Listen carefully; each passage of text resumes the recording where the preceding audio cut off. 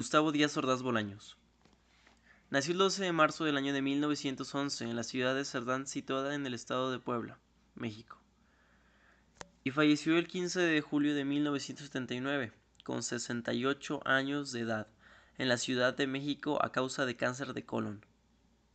Lejanamente emparentado con Porfirio Díaz y siendo descendiente de un héroe de la Reforma, José María Díaz Ordaz, quien encabezó en Oaxaca a los liberales frente a las fuerzas conservadoras durante la Guerra de Reforma. Ramón Díaz Ordaz, padre de Gustavo, ocupó diversos cargos políticos como jefe político del distrito poblano de Chalchicomula, en el que ejercía hasta que nació su hijo Gustavo. El estallido y triunfo de la Revolución Mexicana exterminó con la estructura burocrática porfirista y dejó a la familia Díaz Ordaz en graves problemas económicos, por haber perdido gran parte de sus propiedades. Tras haberse trasladado temporalmente a Jalisco, retornaron a Oaxaca, donde Gustavo Díaz Ordaz realizó sus estudios básicos e ingresó al célebre Instituto de Ciencias y Artes de Oaxaca a estudiar la preparatoria. Sin embargo, la falta de empleo e ingresos económicos llevó a la familia a emigrar definitivamente a la ciudad de Puebla, de Zaragoza, donde ingresó al Colegio del Estado y salió a los 26 años de edad, con el título de abogado. Ejerció cargos públicos en su trabajo en el estado de Puebla, como el presidente de la Junta Federal de Conciliación y Arbitraje y magistrado del Supremo Tribunal de Justicia del Estado de Puebla. Se casó con Guadalupe Borja en 1937 y tuvo 3 hijos: Gustavo Díaz Ordaz Borja, Alfredo Díaz Ordaz Borja y Guadalupe Díaz Ordaz Borja. Cargos, Maximino Ávila Camacho lo impulsaría en la política. Llegaría primero a la vicerrectoría de la Universidad de Puebla, luego a ser secretario general de gobierno en la administración del gobernador Gonzalo Bautista Castillo. Seguiría avanzando hasta ser senador, conociendo a personajes como Adolfo López Mateos, Alonso Corona del Rosal o Donato Miranda Fonseca.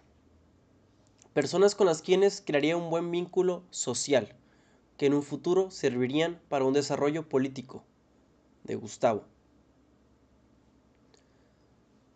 El 1 de diciembre de 1958 subió a la presidencia de México Adolfo López Mateos, con quien tenía una cercana relación con Gustavo cuando eran senadores.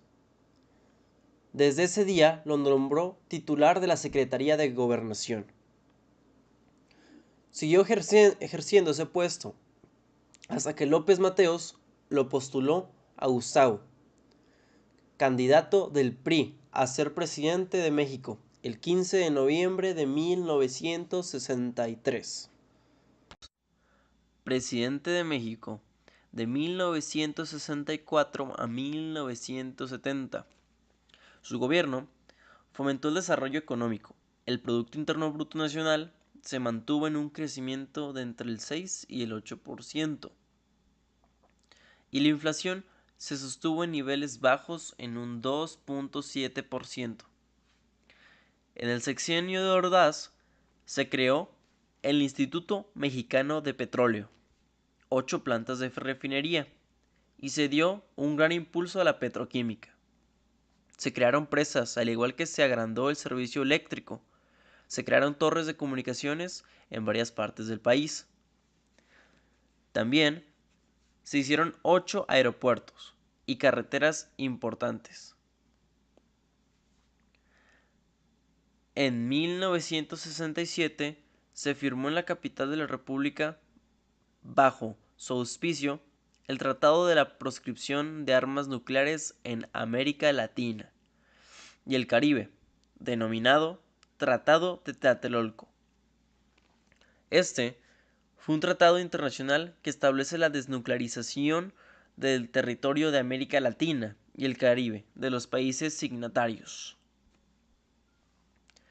El 2 de diciembre de 1967, el presidente Gustavo Díaz Ordaz inaugura la fábrica de billetes del Banco de México. También estableció un programa especial de desarrollo económico y social de 1966 a 1970. Se inauguró el Metro de la Ciudad de México, el cual fue el transporte más usado. El 29 de abril de 1927 se iniciaron las obras con un costo de 2.350 millones de pesos. El 22 de diciembre de 1969 se publicó un decreto en el cual otorgó la ciudadanía a los jóvenes mexicanos al cumplir 18 años de edad, cuando se daba a los 21 años. El 1 de mayo del año de 1970, el presidente Ordaz promulgó la Ley Federal de Trabajo, en el cual se regulan las relaciones entre patrones y trabajadores. Se indica cómo deben ser los salarios, las prestaciones, los riesgos en el trabajo, indemnizaciones y los despidos. Se dio la política agraria integral. Se llevó a cabo un gran reparto de tierras, hasta más de 24 millones de hectáreas.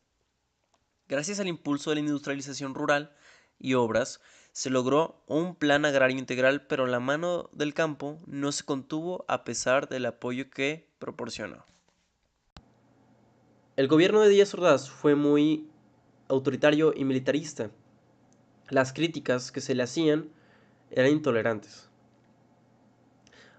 A las personas que hicieran burla de su figura se le desaparecían, ya sea como caricaturas que se solían hacer sobre él. Uno de los acontecimientos más importantes fue la masacre de Tlatelolco, 10 días antes de los Juegos Olímpicos que se celebraron en la República. El 2 de octubre de 1968, las 4 esquinas de la Plaza de las Tres Culturas estaban ocupadas por soldados enviados por Ordaz. Esta operación fue llamada Operación Galeana.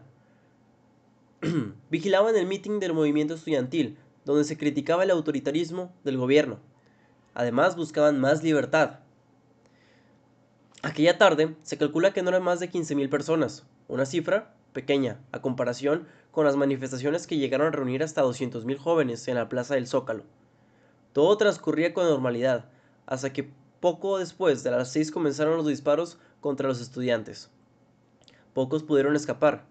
Los cuerpos de quienes murieron en el acto político empezaron a amontonarse por todas partes mientras la plaza se teñía de sangre. Pasaron los Juegos Olímpicos y este acontecimiento pasó un poco desapercibido. Fue así ya después cuando se dio a luz lo que pasó. El 1 de diciembre de 1970 le cedió la presidencia a Luis Echeverría Álvarez. Y en abril de 1977 a Ordaz se le nombró embajador en España. Él renunció a su cargo debido a las críticas que recibió tanto en México como en España por los acontecimientos en Tlatelolco. Después de esto, Díaz Ordaz fallece. Gracias.